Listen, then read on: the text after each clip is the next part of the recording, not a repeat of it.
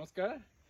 এয়া মই আজি ডিচেম্বৰ মাহৰ 29 তাৰিখ, বছৰটোৰ প্ৰায় শেষৰটো আজি দেওবাৰ। সেই উপলক্ষে আজি এই বিখ্যাত অসম অৰুণাচল সীমান্তৱৰ্তী দিল্লী সংৰক্ষিত বনাঞ্চলৰ এখন অতি সুন্দৰ বাৰীত বা বাগিচাত আমি উপস্থিত হৈছোঁহি। আজি বছৰটো শেষৰটো দেওবাৰ উপলক্ষে আমি কেইজনমান বন্ধু লগ লাগি এসাঁজ মিলা প্ৰীতিৰে বনভোজ খাওঁ বুলি। আমাৰ এইখন আচলতে কিনাৰতে এখন অতি আটক ধুনীয়া জনজাতীয় গাঁও, ৱাংচু নগা গাঁও বুলি কোৱা হয় বা তিয়কীয়া গাঁও বুলি কোৱা হয়। এই গাঁৱতেই তাৰ ঠিক কিনাৰতে আছে ঐতিহাসিক লাহদৈ আলি আৰু লাহদৈ গড় বা লাহদৈ আলি, আৰু তাৰ কিনাৰত এইফালে আছে এখন পাহাৰ, আমাৰ সংৰক্ষিত বনাঞ্চল। তাৰ কিনাৰত এখন আচলতে এখন বাৰী, আমাৰ বিকি ৱাংচু নামৰ এজন স্থানীয় ব্যক্তিয়ে এখন বাৰী এখন চাওক দেখা গৈছে, সুন্দৰ এখন বাৰী। কঁঠাল, মাটি কঁঠালকে আদি কৰি বিভিন্ন বতৰৰ ফল মূলৰ গছ ভৰি আছে গোটেই বাৰীখন। আমি আচলতে আমাৰ সমীপৱৰ্তী আন এটা বনভোজৰ স্থান আছে, এয়া হৈছে দিল্লী ঘাট। কিন্তু আমি দিল্লী ঘাট নগৈ আজি আচলতে এইখন ঠাই বাছনি কৰিলোঁ এইটো কাৰণেই যে এই ঠাইখন এক প্ৰাকৃতিক মনোমোহা সেউজীয়া পৰিৱেশে পৰিৱেশিত এখন ঠাই, এখন বাগিচা। আমি কোলাহলৰ মাজৰ পৰা আহি নিৰ্জনতাৰ মাজত এই বনভোজটো আচলতে আয়োজন কৰিছোঁ। এয়া আমাৰ বনভোজৰ আয়োজন প্ৰায় চলি আছে। দেখিবলৈ পোৱা গৈছে আমাৰ এই আশালত জুই জ্বলি আছে, এটা সুন্দৰ এয়া চুঙা ভাত প্ৰস্তুত কৰা হৈছে। আমাৰ এজন স্থানীয় ব্যক্তি দাদা, তেখেতে প্ৰস্তুত কৰিছে, সুন্দৰকৈ দেখা গৈছে। কৌপাতত ভিতৰত দিয়া হৈছে, তাৰ এইখিনি সুন্দৰকৈ সজাই থোৱা হৈছে। এইখন গোটেই বাগিচাখনৰ গৰাকী হৈছে আমাৰ এই বিকিদা।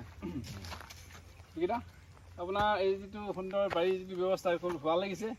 আপোনাৰ যিখিনি কাৰ্যদক্ষতা কাৰ্যকুশলতা এইখিনি দেখি ভাল লাগিছে। আমি আপোনাক ৰাইজক চিনাকি কৰি দিব বিচাৰিছোঁ অকণমান। আপোনাৰ এইখন বাৰী পতা কিমান দিন হৈছে? 3 বছৰ হৈছে। কিমান আছে মুঠ মাটিকালি? 6-7 বিঘা হ'ব। 7 বিঘা হ'ব ন? গাঁৱে কি ফল আপুনি লগাইছে? খুব সুন্দৰ পৰিৱেশ।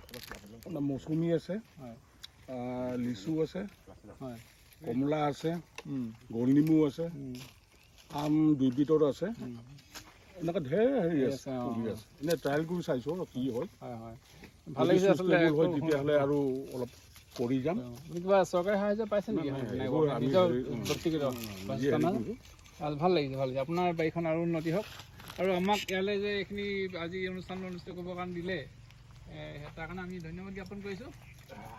আৰু এয়া আমাৰ ভাইটি দীপাংকৰ, তেওঁ এজন অতি উদ্যমী ব্যক্তি। এয়া আমাৰ আচলতে এয়া হেৰি গাহৰি চাকনা, খৰিকাত দিয়া গাহৰি চাকনা। আৰু এয়া আমাৰ বিদ্যুৎ হাজৰিকা, আমাৰ গোটেই পিকনিকটোৱে উদ্যোক্তা বুলি ক'ব পাৰি, এজন উদ্যমী যুৱক, উদ্যমী ব্যক্তি, সংস্কৃতিবান ব্যক্তি। আৰু আমাৰ লগত সদায় লগ দিয়া আমাৰ শ্ৰদ্ধাৰ এইটো ভাল লাগিছে। আচলতে আজি এই বছৰটো শেষৰ দিন দেওবাৰটোত এই গোটেই অনুষ্ঠানটো অনুষ্ঠিত কৰি আমি আচলতে নিজে ৰূপান্তৰিত হৈ পৰিছোঁ, আনন্দিত হৈ পৰিছোঁ। আৰু আমাৰ লগতে আছে এইজন আমাৰ এই অনুষ্ঠানটো ৱাংচু বা কুখে বুলি কোৱা হয়।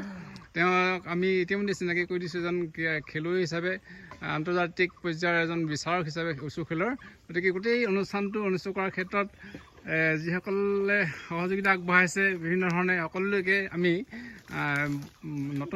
আগন্তুক ইংৰাজী নতুন বছৰৰ আন্তৰিক শুভকামনা জ্ঞাপন কৰিছোঁ। আৰু এজন আমাৰ সতীৰ্থ থাকি গৈছে, এয়া হৈছে বাবুল হৰুলা। নমস্কাৰ। আজি অনুষ্ঠানটো যথেষ্ট সুচাৰুৰূপে হেৰি হৈছে, কি বুলি কয়, উদযাপন কৰা হ'ব। এতিয়া আমাৰ চুঙা ভাত বনি আছে, মাংস বনি আছে, গাহৰি, আৰু কি আছে গোটেই জানুৱাৰী সকলোকে নৱবৰ্ষৰ শুভেচ্ছা জনাইছোঁ, আগন্তুক নৱবৰ্ষৰ। ইয়াকে কৈ কৈছোঁ। আচ্ছা এই অকণমানি এটা আছে আমাৰ লগত এইফালে হয় না এইফালে এইয়া ক'লৈ আহিলা তুমি এইয়া পিকনিক খাব হা পিকনিক খাবলৈ আহিছা এতিয়া কি খাই আছা এতিয়া আচ্ছা আচ্ছা সেইবোৰ বেছিকৈ নাখাবা দেই চিপছ ঠিক আছে এয়া আচলতে আৰু খন্তে সময়ৰ পিছতে আমাৰ গোটেই খাদ্যৰ প্ৰস্তুত হৈ উঠিব আৰু আমি সকলোৱে মিলি জুলি এসাঁজ খাম গতিকে পুনৰবাৰ বছৰটো শেষৰ দেওবাৰ উপলক্ষে আগন্তুক ইংৰাজী বৰ্ষৰ আন্তৰিক শুভেচ্ছা আৰু লগ জ্ঞাপন কৰিছোঁ এই সেউজীয়া আৰু প্ৰকৃতিৰ বুকুৰ পৰা ধন্যবাদ নমস্কাৰ